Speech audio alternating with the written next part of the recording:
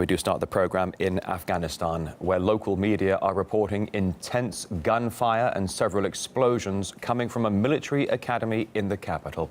Let's get the very latest now and go straight to local journalist Bilal Sarwari, who's standing by for us at this moment. Good morning to you, Bilal. What do we know so far?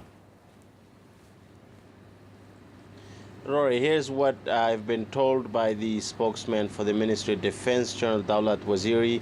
At least 2 members of the Afghan military are killed, at least 10 members of the Afghan military are wounded, at least 3 attackers are dead, at least 1 attacker was detained, and at least another attacker missing. Now, eyewitnesses in the area are saying that the attackers targeted the Marshal Fahim National Defense University, and that the attack started after 5 o'clock this morning in dark. They're also saying that one of the attackers used a ladder which he put to climb onto the wall, and then he placed a blanket or some sort of a cloth on the barbed wire. This is a huge security breach, especially since Kabul was placed on a high state of security alert yesterday. Today was a public holiday. The government had said that it wanted to have everyone at home so that they can look after those wounded in the terrorist attack in the heart of Kabul, which killed at least 103 people and wounded 236 people.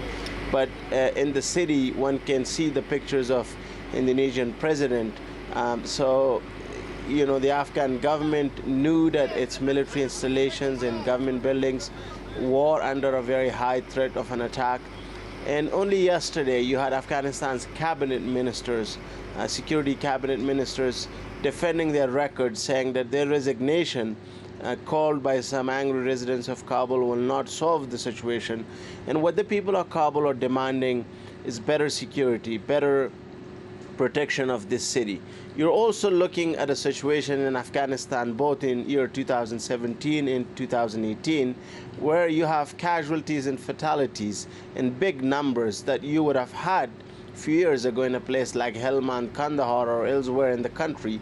So cities are becoming a very deadly front, and the Afghan government is under pressure from the Afghan public, from the people of Kabul, to do more and to prevent these attacks from taking place. All right, local journalist Bilal Sarwari live there with the latest from Kabul. Thank you. Well, as Bilal was saying, the country has been suffering from a spike of terror lately, with 3 major incidents in the past week.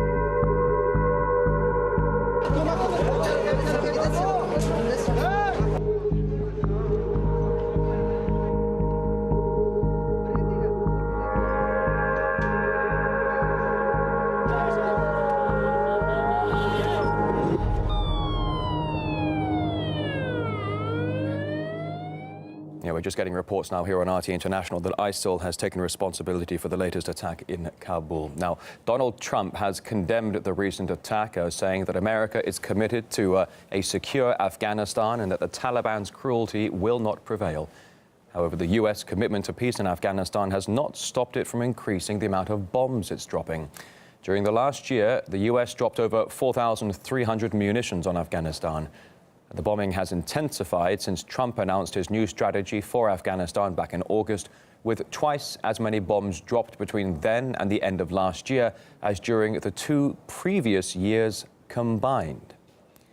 Now, we discussed the issue with Sultan Mahmoud Khali, a former Pakistani Air Force captain.